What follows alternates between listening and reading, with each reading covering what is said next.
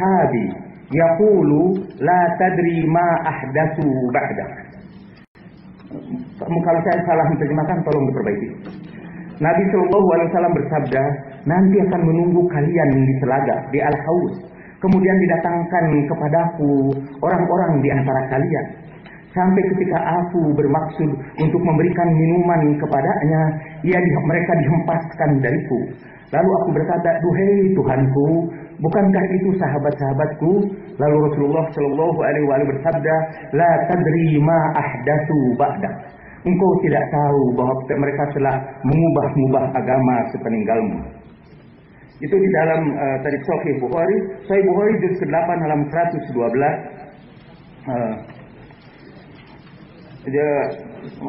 Masih Sahih Bukhari juga dalam bab fil haud, terutama dalam bab fil haud. Ana farutukum ala al-haud wa la yurfa'anna rijalun minkum thumma la yuqtalajunna duni faqulu ya rabbi ashabi fayuqalu innaka la tadri ma ahdatsu ba'dak. Ini yang kelima, ini mungkin lebih jelas. Sahih Bukhari juz ke-8 halaman 150. Nah, halaman ini kalau nanti ketemu karena cetakannya berbeda, seringkali terjadi perbedaan halaman itu. Saya sebetulnya lebih senang kalau mengutip Bukhari itu kitab apa, bab apa. Itu lebih memudahkan saya mencarinya. Tapi karena bisa disebutkan hanya kitab itu saja, jadi saya terpaksa menyebutkannya begitu. Yarida alayya yawmal qiyamah rahtun min ashab. فيخدعون عن الحوض فأقول يا رب أصحابي فيقول إنك لا علم لك بما أحدثوا بعده إنهم ارتدوا على أدبارهم القهقراء. Ini Sahih Bukhari 8 halaman 110. Akan didatangkan kepadaku pada hari kiamat sekelompok dari sahabat-sahabatku. Kemudian mereka dijauhkan dari telaga dan aku berkata, Tuhanku, itu sahabat-sahabatku. Maka ia berkata, engkau tidak tahu apa yang mereka ubah-ubah, apa yang mereka baru-barukan sepeninggal kamu. Innahum murtaddu, bahwa mereka itu telah murtad ala adbarihim al-qahqara, telah murtad dalam kemurtadan yang sejauh-jauhnya. Itu juga disebutkan di dalam Sahih Muslim juz 4 halaman 178 179. Dalam Sahih Muslim lucunya bab tentang para sahabat yang dijauhkan dari telaga Rasulullah Shallallahu Alaihi Wasallam itu terdapat dalam bab toharo, dalam kitab toharo, dalam bab wudu kalau saya tidak salah. Karena mereka dihadapkan kepada Nabi dalam keadaan ada tanda bekas wudu di wajahnya. Saya bacakan ini. Baina ana qaimun idza zumratun hatta idza araftuhum kharaja rajulun min baini wa bainahum faqala halum faqultu aina qala ila an-nar wallah qultu wa ma sya'nuhum qala innahum murtaddu ba'daka ala adbarihim al-qahqara thumma idza zumratun hatta idza araftuhum kharaja min baini wa bainahum faqala halum qultu aina qala ila an-nar wallah qultu ma sya'nuhum qala innahum murtaddu ba'daka ala adbarihim al-qahqara. Saya kira terjemahnya sudah jelas tadi. Fala arahu yakhlusu minhum illa mislahum lin-na'am. Dan tidak ada yang selamat di antara mereka itu kecuali kelompok kecil saja. Dalam sarah hadis disebutkan humul ni'am itu adalah unta-unta yang tersesat. Jadi tidak selamat dari para sahabat itu kecuali hanya sekelompok kecil saja. Dan sekali lagi itulah yang dikutip oleh istri saya. Mungkin kalau hanya menyebutkan benar atau tidak, kamu dibolehkan oleh fikih kamu. Apa kamu itu waktu itu ngutip hanya dari hadis-hadis itu?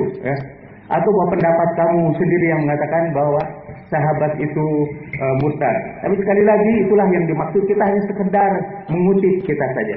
Mengutip Sahih Bukhari dan Sahih Muslim. Ya. Jadi saya itu Pak membenarkan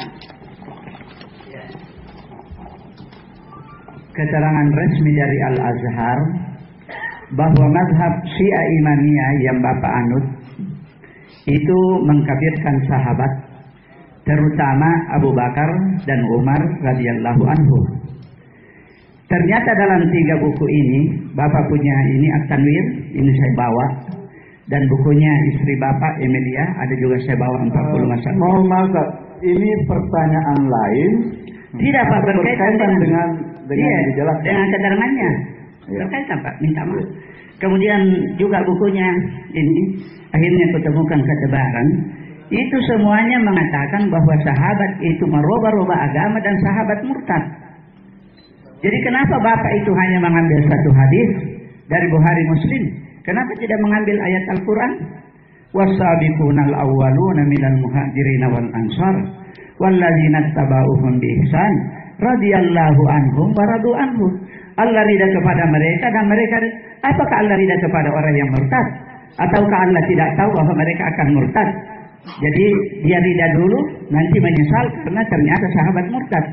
Kemudian apakah pernyataan Bapak itu tidak bertentangan dengan ayat Allah yang mengatakan wa ma baddalu tabdila? Mereka itu sama sekali tidak merubah keyakinan. Kenapa mengatakan sahabat murtad dan sahabat merubah agama tanpa dijelaskan? Ini berarti Bapak ingin supaya pengikut Bapak Ijabi mengetahui sahabat itu murtad. Dan ini Pak minta maaf. Saya pernah Ustaz, mungkin cukup ya. Ya, saya akan berikan kesempatan ke Prof. Jalal untuk menjelaskan lebih lanjut. Saya persilakan. Ya.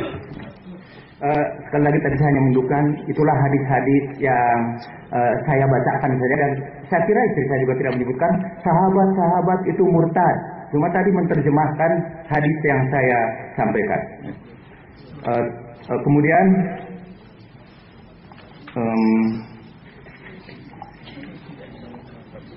ini ada anjuran misalnya supaya saya sholat sebagai sholatnya ahli sunnah. Bapak-bapak dan ibu-ibu, kalau bapak dan ibu baca buku Dahulukan Akhlak di atas fikih, saya biasa salat bersama orang NU dengan cara NU. Saya salat dengan orang Persi sebagai cara orang Persi. Dan kalau saya salat dengan orang Syiah, saya salat dengan cara orang Syiah. Apakah itu adalah sebuah kemunafikan atau tidak punya pendirian? Itu terserah kepada penilaian. Tapi saya berpegang kepada satu prinsip yang pernah ditegakkan oleh seorang sahabat Nabi yang mulia, Abdullah ibnu Mas'ud. Ketika Utsman bin Affan sholat di Mina dengan tidak mengkosornya, Abdullah ibnu Mas'ud mengucapkan, Inna lillahi wa inna ilaihi raji'un. Utsman sudah meninggalkan sunnah, kata dia. Tapi suatu saat orang menemukan Abdullah ibnu Mas'ud salat di belakang Utsman, dan ia salat sama dengan Utsman dengan melengkapi salat itu, tidak mengkosornya. Dan ketika orang tanya kepada Abdullah bin Mas'ud, kenapa kau lakukan hal seperti itu? Kata Abdullah bin Mas'ud, al-khilafu syarrun kulluh. Bertengkar itu seluruhnya jelek. Dan itulah yang dijadikan ideologi di Ijabi sekarang ini. Bapak akan lihat orang-orang Ijabi itu bertebaran di berbagai tempat, dan rada sulit untuk menghitung berapa jumlah orang Ijabi di Makassar ini, karena mereka sholatnya ketika di hadapan ahli sunnah, sholatnya sama dengan ahli sunnah. Dan bapak-bapak mengecam tindakan itu sebagai perbuatan taqiyah, dasar Syiah taqiyah. Enggak, bukan. Tapi karena kita ingin memelihara persaudaraan di kalangan kaum muslimin. Dan boleh saja bapak berbeda pendapat dengan saya, itu satu hal yang biasa. Kemudian malah saya ingin mengharap ini Pak Ustadz Abdul Somad, Ustadz Rahmat menulis satu buku lagi, bantahan terhadap buku Al-Mustafa itu, dengan ditulis juga dengan laporan yang bagus. Dan kita bertarung secara akademis dan masing-masing mengenal perspektif masing-masing dan mengembangkan pengetahuan agama. Ya. Kalau di luar negeri sih katanya ciri seorang ulama itu atau ahli ilmu itu ialah publish or perish. Kalau kita tidak menerbitkan buku, kita akan hilang begitu saja. Jadi marilah kita saling bertarung dengan menerbitkan buku dan tidak bertarung di lapangan dengan saling menggunakan kekerasan. Dan kemudian tolong Kang Jalal karena secara jujur menyebutkan orang-orang Syiah yang melakukan mut'ah di situ. Wallah tallah billah, saya tidak tahu berapa orang yang melakukan mut'ah. Dan apakah yang melakukan itu Syiah atau Sunni, saya juga tidak tahu. Jadi wallah itu betul-betul jujur, saya tidak tahu. Dan for your information, PT Ijabi secara resmi mengeluarkan larangan untuk nikah mut'ah kepada para penduduknya. Boleh ditanyakan, itu satu keputusan dari Ijabi. Dan kalau ada yang bapak, ada orang di sini yang melakukan nikah mut'ah, Ya, kalau ada, jadi Bapak terpaksa kecewa, tidak bisa gabung dalam kelompok itu. Dan percayalah Pak, bukan Bapak yang kecewa, saya juga kecewa.